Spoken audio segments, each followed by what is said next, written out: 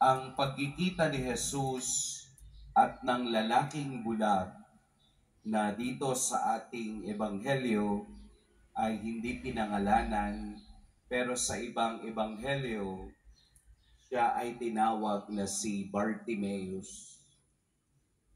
Yung pangalang Bartimaeus ay hango dun sa kaniyang tatay, anak ni Timaeus, kaya Bartimaeus. Ang kanilang pagkikita ay pagkikita ng biyaya at pagtitiwala. Pagtitiwala na nakaugat sa pananampalataya na ang kaniyang hihilingin kay Jesus na anak ni David ay mangyayari. Ganun pa man, ang tanong ni Jesus na ano ang ibig mong gawin ko sa iyo? Napakagandang mensahe o napakagandang katanungang nanggaling kay Jesus. Ano ang gusto mong gawin ko sa iyo? Bakit kaya niya itinanong? Dahil ang tao sa kaniyang mga karanasan ay nawawalan na ng focus kung ano ang mahalaga sa kaniya. Kaya upang i-trim down ang pakiramdam ni Bartimaeus, itinanong sa kaniya ang mga katagang ito. At alam ni Bartimaeus o ni Bartimeo ang kaniyang kailangan. Ano ang kaniyang kailangan? Gusto ko pong makakita muli. Ibig sabihin po, dati na siyang nakakikita at naranasan niya nang makita ang mundo. Sa ganitong pagkakataon, ito ang kaniyang muling hinihiling na siya'y makakita.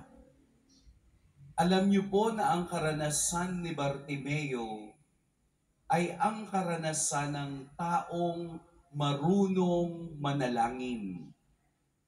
Karanasan ng taong alam kung ano ang gusto niyang hingin sa Diyos para pag nagkaroon ng pagkakataon, isa lang ang sasabihin niya at iyon ang pinakamahalaga sa kaniya.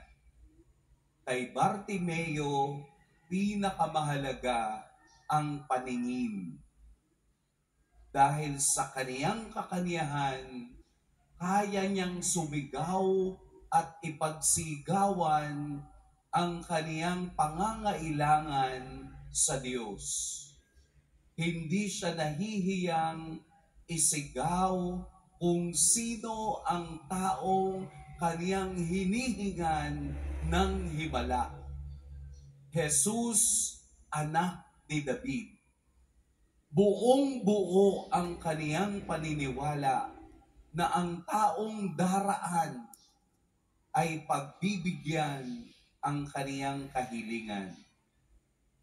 Kaya naroon ang puso ni Jesus sa mga taong mapagpakumbaba at tahimik na naghihintay sa kaniyang pagdaan. Kaya lang naman siya biglang nag-ingay ay dahil siya'y sinasaway ng mga kasamahan. Si Bartimeo ay halimbawa din nating lahat na umaasang sa ating panalangin tayo'y diringgin ng Diyos at kakausapin kung ano ang ibig nating mangyari sa atin. Ang kailangan lang po ay alam natin kung ano ang hinihingi natin sa Diyos. Dapat alam natin kung ano ang pinakamahalaga at nang naibigay sa Kanya ang Kaniyang kailangan at pinakamahalaga, Siya'y sumunod kay Jesus at nagpuri sa Diyos. Ang kaniyang karanasan ay karanasan mula sa kadiliman hanggang sa liwanag dahil sa ibinigay na biyaya at pagpapagaling ng Diyos. Tayo po ay nakakikita, tayo po ay nakadarama, tayo ay nakapagsasalita. Sana gamitin natin ito upang hingin din natin sa Diyos ang mahalaga sa atin.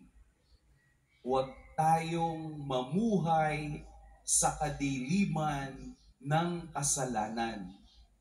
Hayaan nating bigyan tayo ng Diyos ng liwanag ng buhay para alam natin ang priority na ilalapit natin sa Kanya kung ano ang pinakamahalaga sa ating buhay.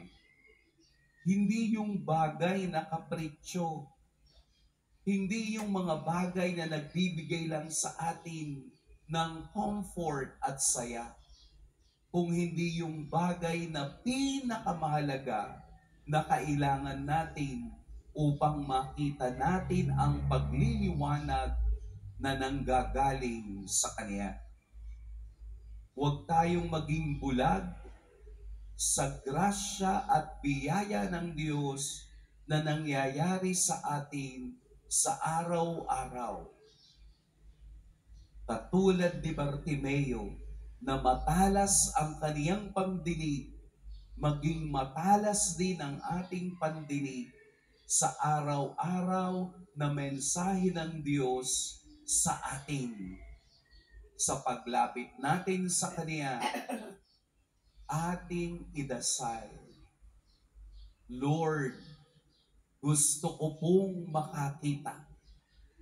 Makakita ang aking mata, makakita ang aking puso, makakita ang aking kalooban sa liwanag at inspirasyon ng ating Diyos.